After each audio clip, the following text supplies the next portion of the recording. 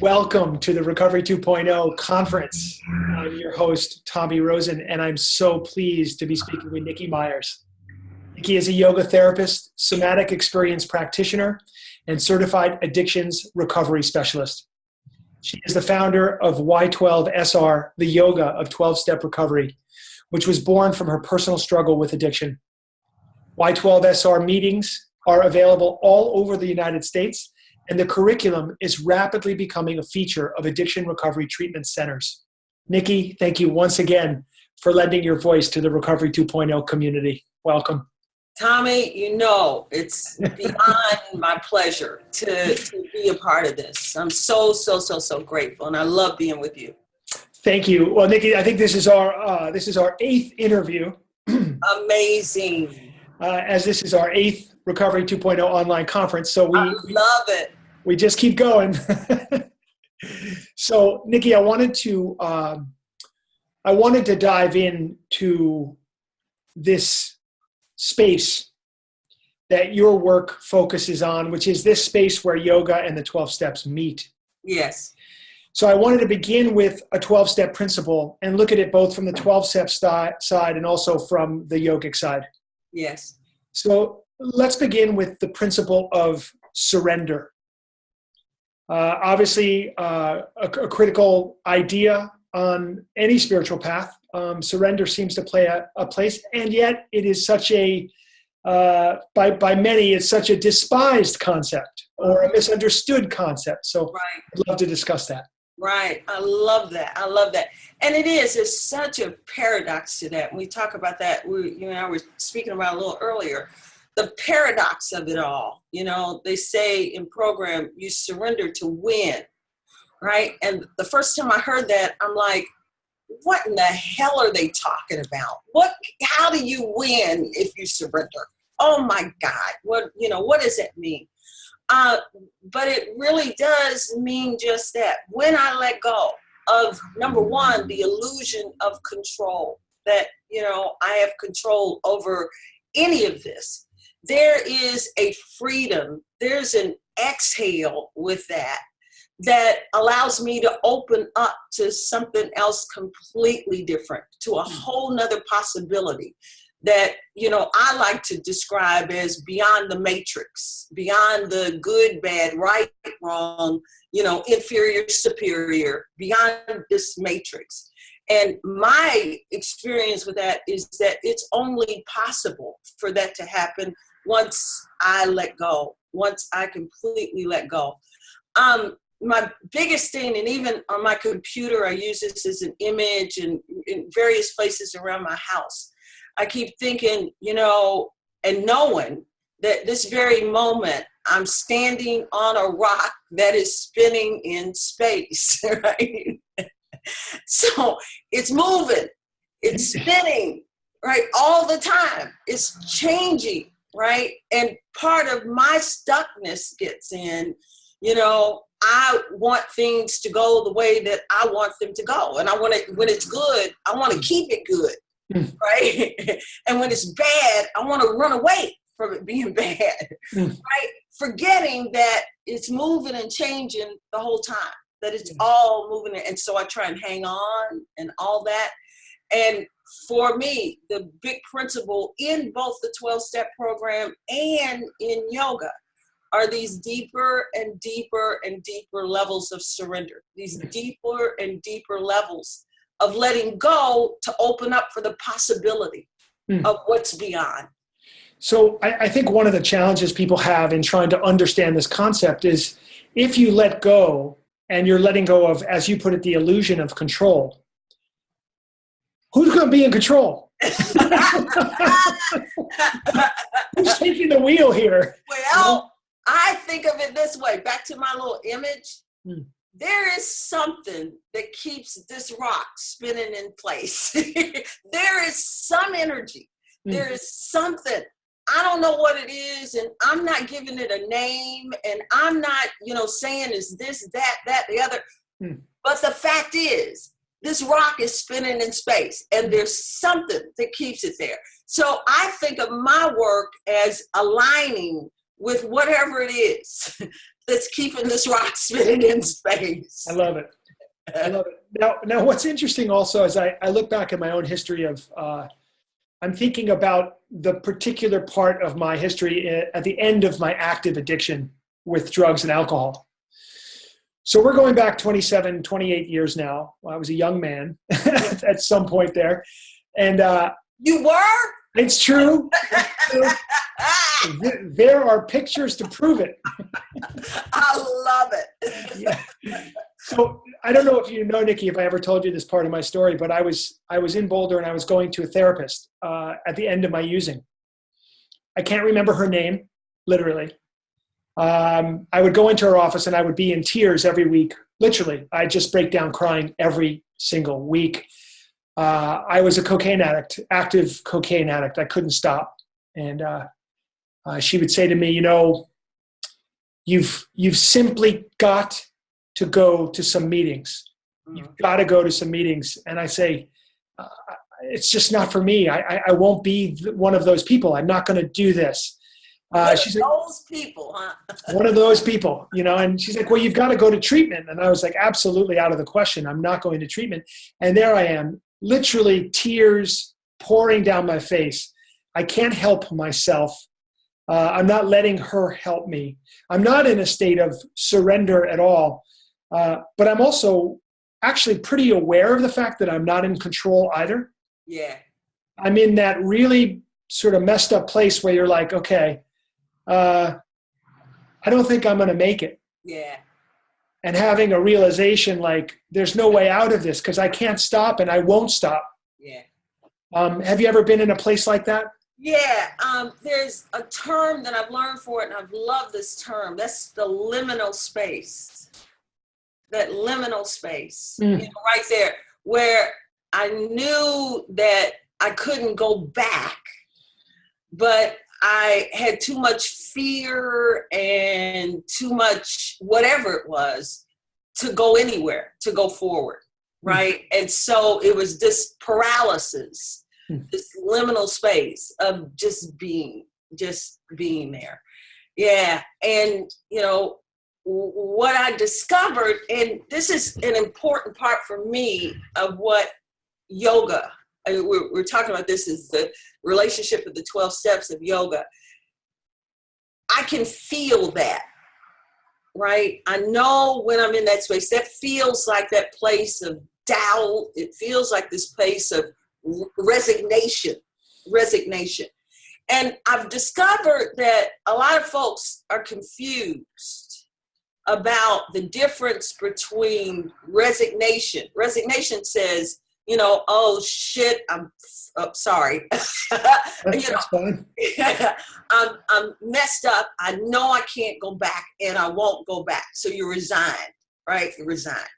And that feels like a contraction, a hardness, you know, that kind of thing in the body. And people will sometimes confuse that for surrender. Right? That will often get confused for surrender. And what I'll point out is that surrender doesn't feel that way. Surrender feels like in the yoga practice, at the end of the practice, that shavasana, you know, that shavasana where you just let go, you let gravity take you, you just let go. And you know that that's such an incredible sensateness in the body when I have just, that's surrender. And what I'll tell people all the time is if you're confused about what surrender is, if it doesn't feel like shavasana at the end of the practice, then don't bullshit yourself. That's not surrender. You haven't surrendered, right? There's another misconception I think people have about this word surrender, because sometimes we come to a surrender, like so after a few weeks later, after going to this therapist's office, a few months later, I finally did surrender to the idea that I needed help. Mm-hmm. It came from a place of desperation. Yes. And I think there may be some confusion there as well. Like this, surrender isn't coming necessarily from a place of desperation. Those two things aren't necessarily in the same ballpark. Not necessarily in the same ballpark, and that's an and. They can be, right? So sometimes it takes a breakdown to facilitate a breakthrough, right? And so sometimes that place of desperation, for me, when I was sick and tired of being sick and tired, as we talk about in the program, when I knew I just can't do this anymore, I can't do this anymore. Yes. Then I let go. But it took that breakdown in order to move to the surrender of the breakdown. Yes. In order to move to the breakthrough. But it's not necessarily that way. It doesn't necessarily work that way for me all the time. There are points in my life now where knowing and having felt the beauty of what it is to surrender, that I can surrender willingly today, and that's different than it used to be, but now I got a taste of it, right? I got a taste of it, and I know the possibility. And no less profound of a surrender for what could come next. Exactly. Exactly. So this word control and this word manipulation. Yeah. It seems to me that when we talk about people who are in active addiction, and that can be any form of addiction, there does seem to be an element of, I am actively engaged in trying to manipulate people and reality to fit what I feel is going to bring me to a place of, I don't know, comfort or happiness or just getting me through. Yeah. What's on the other side of a surrender from manipulation? Does manipulation just go away when you surrender for the first time? And manipulation is really subtle, right? And it definitely doesn't go away. And I call, I got this from, I heard it once in a meeting, and someone actually I'm really close to right now said it, is that was the whole thing that the addiction was really all about. I'm looking to manipulate outcomes, right? And just because I get clean doesn't mean I stop looking to manipulate outcomes. I do look to manipulate outcomes, right? The thing for me, the yoga offers this to this whole conversation, and which is why, you and I are so much into, I love this combination of yoga and the 12 steps. I assert that the 12 steps are absolutely brilliant. When they're really understood, oh my God, they're brilliant. They're absolutely brilliant. And what I heard about this manipulation, right? The looking to manipulate an outcome. Number one, I know that it never works, right? That there's the possibility of something much I can only see with this limited database that's here. I got a limit on what I know and what I can believe. When I let go and allow for something bigger in order to happen, the possibilities are endless, right? Where these are very limited. I think of control, and again, I got this from an image from someone who showed it to me one time. It's like and I used to carry one with me all the time.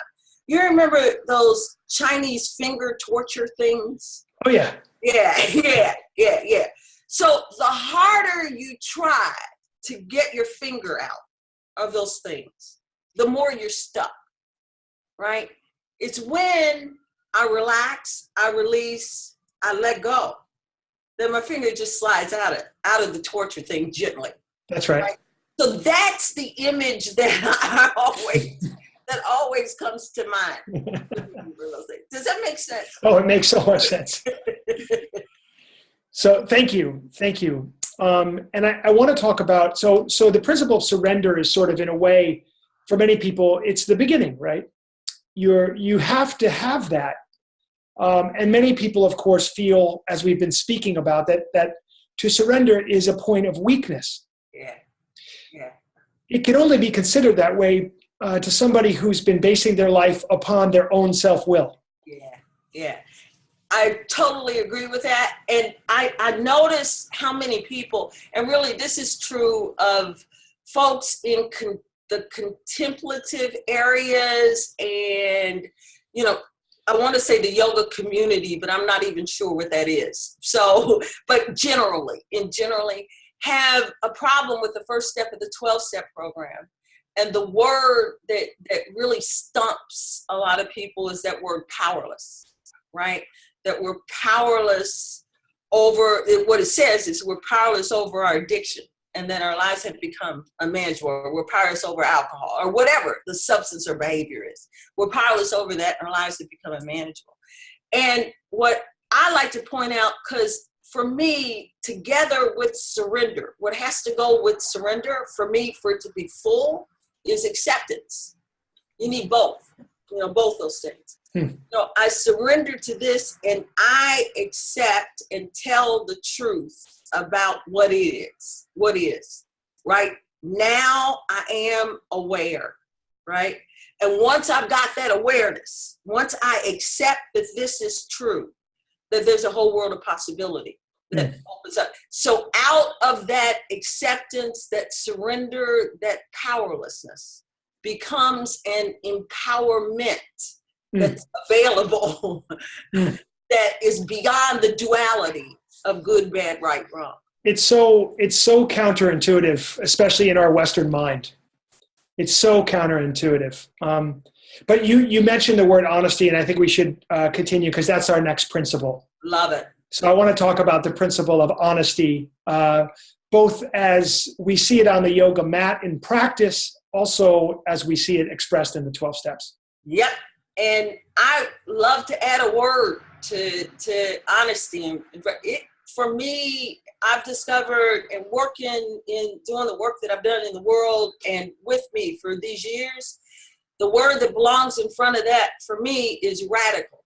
It's a radical, fierce, fearless honesty that's required. And Ew. I know. Who wants that? It really is. It really is. It is so easy for me to bullshit myself. I will rationalize and justify and make excuses and do all of those other things. Yes. This radical honesty you speak of, clearly not many people's first inclination. How does one develop this? Is this a natural talent? Can someone get better at it? What are we talking about here? It's definitely, I don't think I put it in the category of a natural talent. Yeah. As a matter of fact, a lot of times it's something that we consciously avoid. Out of fear. The yogis talk about this tree that they call the obstacles, the kleshas, the obstacles, and one of those is fear, right? And it's almost a fear that if I always tell the story that I make up stories in my head and they all end in, and I'm gonna die, right? And that's it. I'm afraid that if I look deeply enough, the analogy that I use a lot of times when I'm teaching is this little book that a lot of us saw, growing up. Even I saw it before I could read. And the title of the book was "There's a Monster at the End of This Book," right? It's a Sesame Street book. And it's Grover. And Grover is, every time he says the first page you turn to, it says, didn't you read the cover? It says there's a monster at the end of this book, right? And so Grover creates all these strategies so that you don't turn the page. Because if you turn the page, you're going to get to the end of the book. And it says that there's a monster at the end of the book, right? And I think that's a lot of our fear, that if we are radically honest, that we're going to go that deep and we're going to find a monster at the end of the book. And there is no monster at the end of the book. Just like at the end of that book, when Grover went through all that process, all the strategies and, you know, all these things he did to create us from not turning the page. Yes. To the last page of the book, and it says, oh my God, there's just me, this furry, lovable little Grover, right? And that's what we get to look at. And this is, you know, a lot in the 12-step program, that 4th step process, you know, that self-inquiry that yoga invites us to, that, you know, that whole thing going deep inside of there, chipping away at all that is not us, taking away all that is not us. And it does. You got to put your, you know, I like to say, for me, my big girl panties. Right? You gotta put on your big girl panties? You got to put on your... Got to put on your big girl panties for that one, right? And it takes support, and it takes, you know, all of those kinds of things to look honestly at oneself. Nikki, and also, of course, there's a physical translation for this in practice on the yoga mat. Can you speak a little bit about that? Because it does seem like, you know, to move along any kind of path of any kind, whether it's spiritual or you're trying to build a building or you're trying to do something, it's going to require honesty. Absolutely. How about with just the physical form, the body, and trying to, say, increase flexibility? What do we notice about honesty on the yoga mat? Again, I love to teach this relative to the physical practice in terms of something else that we use a lot in the 12-step program, which is the serenity prayer. Now, of course, the serenity prayer didn't come from the 12-step program. It was far before that. But it's something that's used a lot often, very often.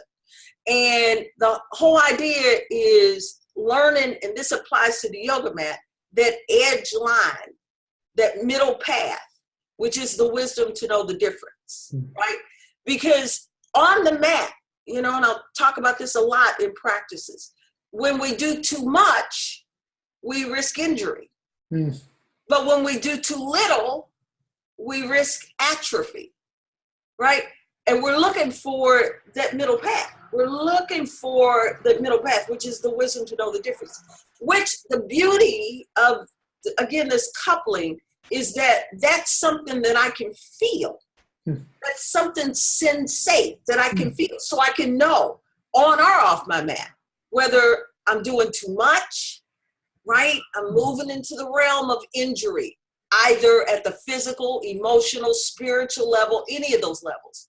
Or I'm doing too little, right? Where I risk atrophy, which, you know, sooner or later, that's going to go the other way. What I'm looking for is that middle space. I love it. I love it. I'm thinking now that the beginner practitioner may not actually be sensitized to know when too much is too much. That's right. That's right.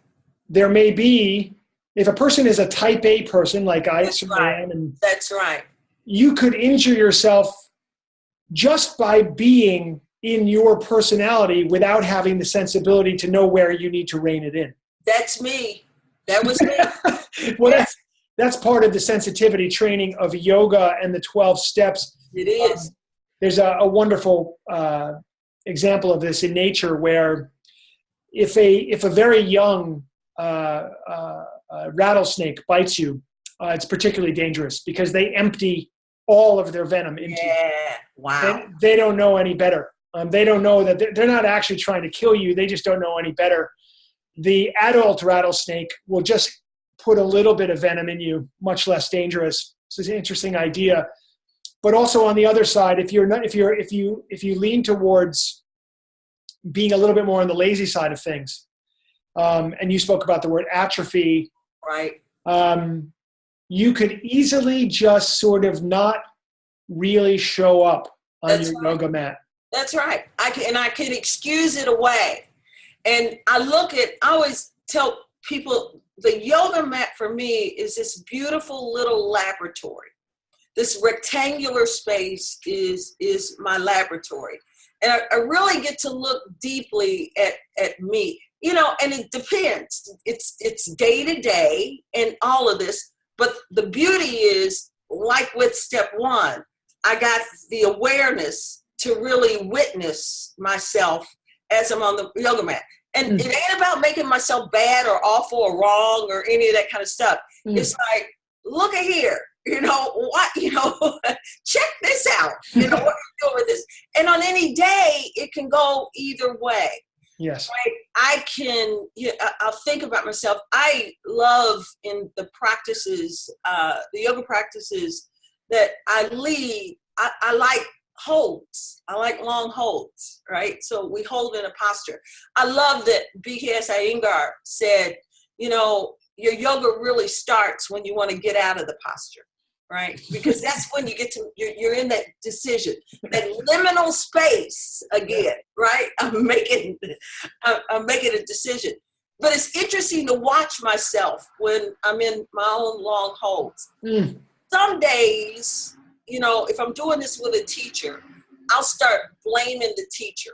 You know, what the hell is she doing? What the hell is he doing? Why is he holding us in there so long? I've done this, by the way, I've done this with you, right? I'm sorry. I've done this with you, right? What the hell is he doing? He doesn't know what he's doing. Why the hell is he keeping us in this so long? Right? Or other days, I'll blame myself, right? Oh, I'm a loser. I can't stay in this. Everybody else is staying in this. What's wrong with me? Right. Either way, it's an interesting thing to watch. And the beauty of the yoga mat, you know, and the witness to that, I get to watch that. We say, because how you do anything is how you do everything. If I'm doing it that way on the yoga mat, then I'm doing it that way someplace in my life, right? So thank God I get to witness it here. So I'm not doing it in a way that it affects my relationships, that it affects my work, that it affects, you know, my relationship with my children and my grandchildren and things like that. I get to witness it here, right? And that's the beauty of the practice. It's interesting. As you come to recovery or you come to the mat, as I was saying before, you may not have the sensitivity to actually be able to tell the true from the false. Yes. On the yoga mat, that means you may be pushing too hard for your body, or you may be not applying yourself and showing up. Right. In life, you literally may not be in that moment able to tell the truth. Yeah. I like, you know, when I was insane in drug addiction, when I first got sober, I literally had a hard time figuring out what really was the story here. What's going on, and like, what am I seeing and perceiving? And it would take a while in healing and detoxification, purification of the body to be able to see clearly and think clearly. Again, a long time for me. But what dawns on me is this quote from the Big Book of Alcoholics Anonymous, where we use this term, the people who tend not to make it are, and this is the term, may be constitutionally incapable of being honest with themselves. There are such unfortunates. It is not their fault. And what I was always told when I came into the 12 steps was, you're not one of those people. You have the ability to tell the difference between true and false. And if you have that ability, then there's no reason why you can't get this thing. That underlines the importance, as Dr. Bob and Bill W. saw it, of honesty on this path. That important. Yeah. And here's the beautiful thing again about the deepening that happens for me, and I've seen in relationship with this with others, is that there's a sensate feeling I can feel when I am being dishonest or honest. And what I love about that is the body always tells me first, right? That there's a quality, a sensate quality to dishonesty, that when I'm aware, when I'm in that state of awareness, that I can feel, right? And that's going to give me my first clue, right? And for me, that's what the yoga practice adds to this. It gives me that ability. You know, I talk about this as relapse prevention, right? So because I can feel this, and then with that awareness, I can make a decision. Maybe I need a tool to help me get back in balance. I'm out of balance when I'm being dishonest, right? Maybe I need to call somebody and talk about this. Maybe I need to go to a meeting. Maybe I need a group discussion. Maybe I just need to stop and breathe and meditate. Maybe, you know, it's breath. Maybe I'm out of alignment that way. I've got a whole set of tools that I can use now. But the big deal is being aware when I'm out of balance. Yes. And I can so see how if you can't be honest with yourself in the moment, it's going to be very hard for you to pick up the tools that are available to you. That's right. That's right. That's right. So, Nikki, the next principle I want to look at is the principle of service. But in looking at service, I want to look at it as, I want to look at the other elements within yoga and also within the path of the 12 steps that lead us or get us ready for service. Right. So one of the things is self-study. Another thing is clearing the past. Right. Clearing the past, getting present. Can we talk about those things? So self-study and clearing the past. Right. So, you know, in the yoga talks about svadhyaya, which is self-study. It also talks about vichara. Vichara is inquiry, right? And particularly in this relationship, self-inquiry. And for me, this is a big part. I've heard, you know, when we're talking about the steps, I've heard it phrased this way, and it's a way that I really love. It's steps 1 through 3 are where we give up. So that's the surrender. Steps 4, 5, and 6 are where we clean up. So this is that inquiry. This is this place where we clean up. That steps 7, 8, and 9 are where we make up, right? So we're making our relationships right. We're making our relationships right. And steps 10 through 12 are where we grow up, right? So, and I really, really, really love that. I really love that. So those steps, it's actually 4 through 7, 4, 5, 6, and 7, which are the makeup, are the cleanup steps, right? And this is where we're in this deep set of self-reflection, this deep set of honesty about self in order to clean up. The analogy we use in Y12SR is one that I've adapted for this work that I got from my teacher, one of my teachers, which is Gary Craftstone, right? And he was speaking using this analogy that the ancients give, that as this human, we're a vessel. And we use this in Y12SR all the time. We use it as we read the steps. Addiction turns my vessel upside down. So in my case, I was in the water for 30 some odd years, totally upside down. Steps 1 through 3 are the steps that help turn that vessel back right side up. So it's been upside down for all these years. So I'm upside down. Now I'm back right side up. I've applied these foundation steps, but I'm still full of shit. I'm still full of it, right? I've been upside down for 34 years, so I'm still full of shit, right? So steps 4, 5, 6, and 7 are the steps that help clean that vessel out. We start that process. We do that self-inquiry. We do that stuff to clean that vessel out, to start to prepare it for sale. We start to prepare it for sale. Steps 8 and 9 are where we make our relationships right, right? We go back, right? We go do what we need to do to make our relationships right, right? And what we find, what I have found, really at the heart of those steps is that it's, again, kind of one of those paradoxes, because it's really not about the other person. I mean, ultimately, it's about self-forgiveness, right? ultimately, it is me. It's all about me and relationship with me. Ultimately, right, right. Going past that small s self, right.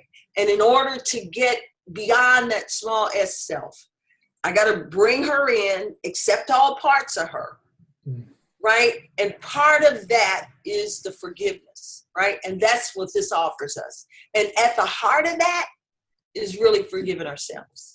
Is really self-forgiveness. And so in this self-forgiveness, I'm looking at that in a way as in a way of emptying oneself, making room.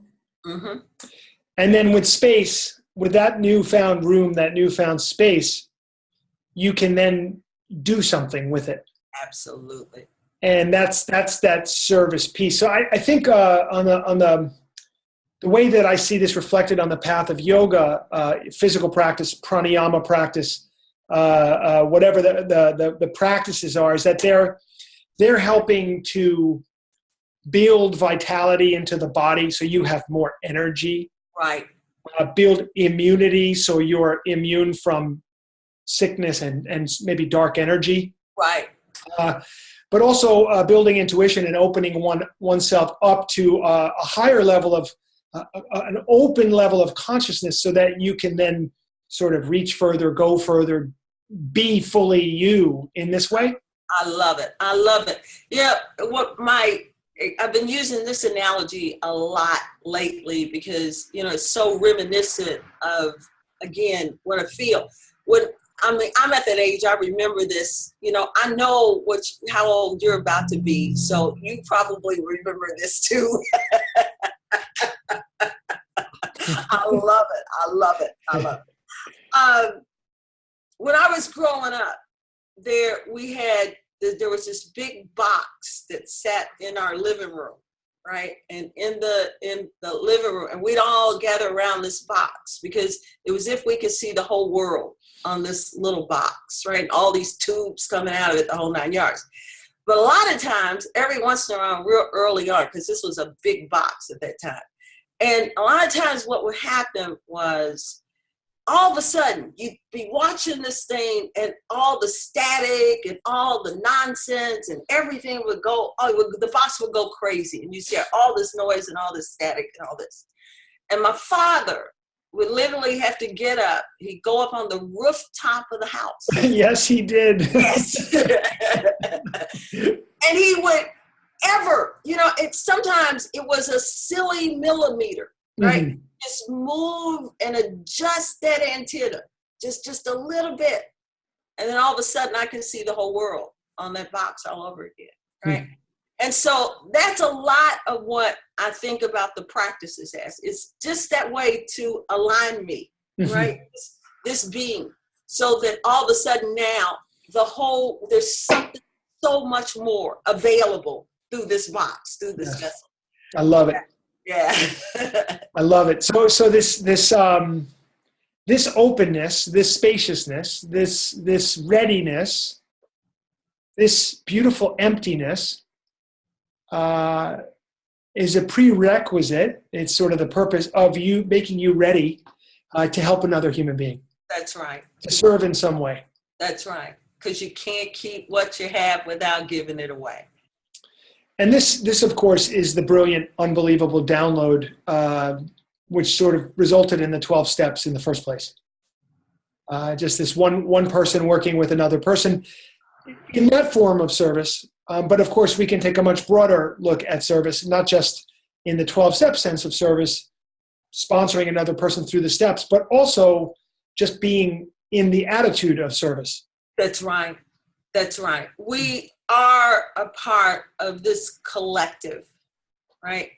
And I love the thought, right? And I know this one comes from more religious domain traditions, but it also very much comes from Eastern thought, right?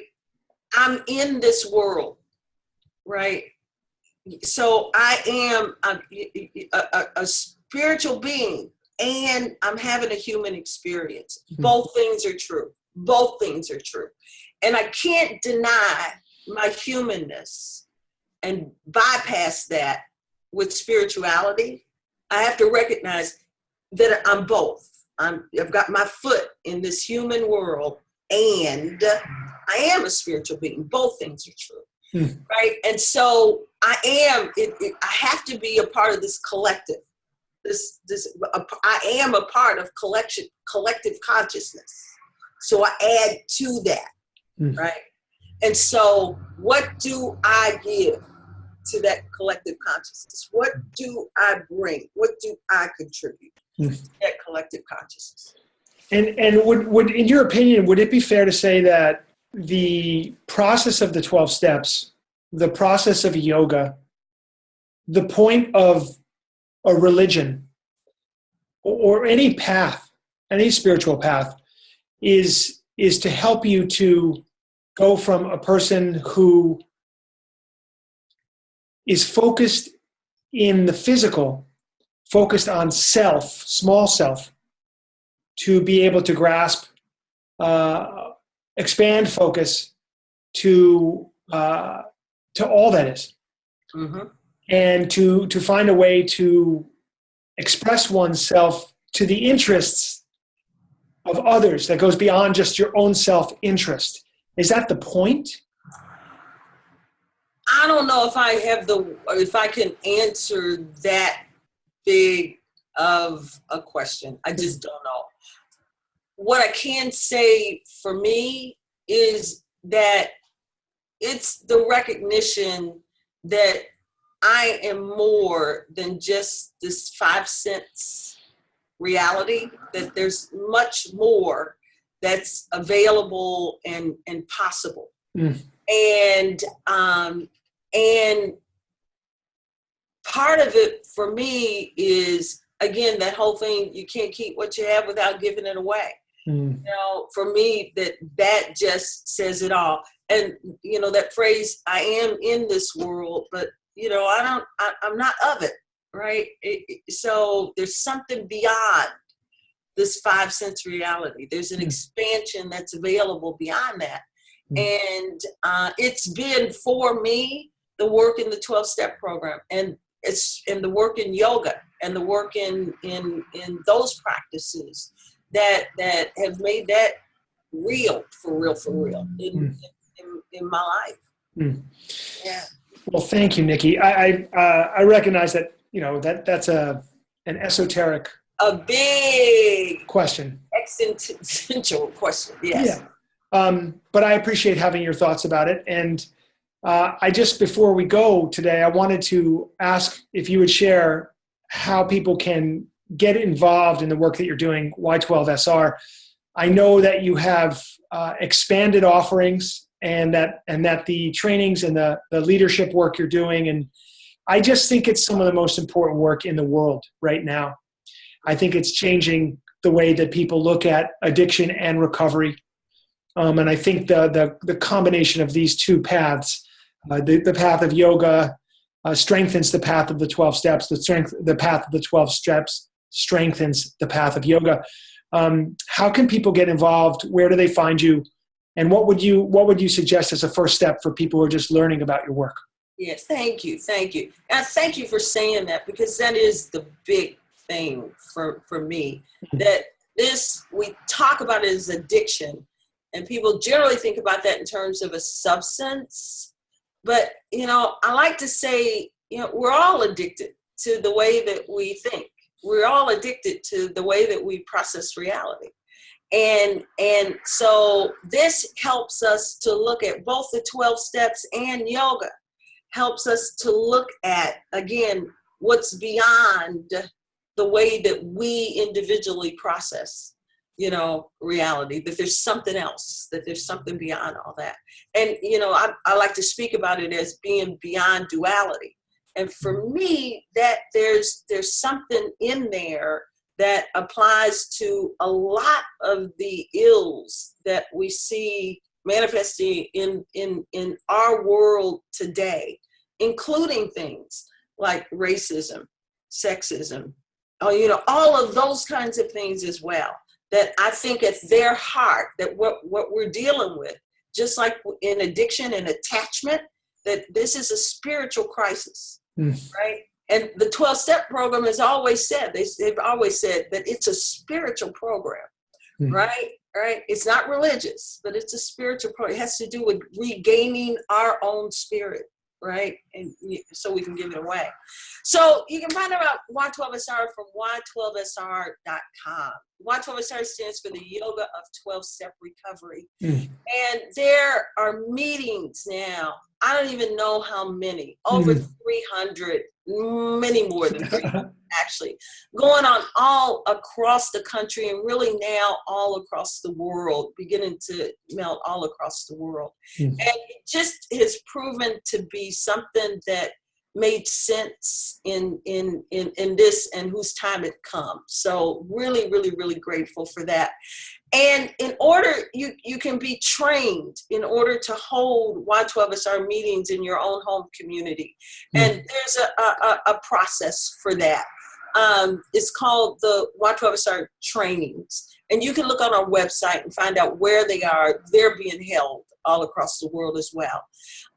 And so you can find out about that. And then there's another offering that I am deeply, deeply grateful for and committed to, that we offer in Y12SR, and it's around this work around codependency.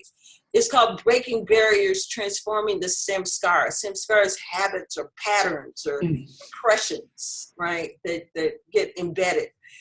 Breaking the Samskara of codependency. And we define codependency in Y12SR as the disease of the lost self. So it has to do with exactly what we've been talking about. We lose ourselves. And so this talks about the process of regaining our sense of all parts of ourselves, reclaiming, remembering, all of those things, all parts of ourselves, to bring them in, right? Because we have to do that before it's possible to completely surrender. You have to bring them in first. Nikki, we're trying to attract people. We're trying to bring people in.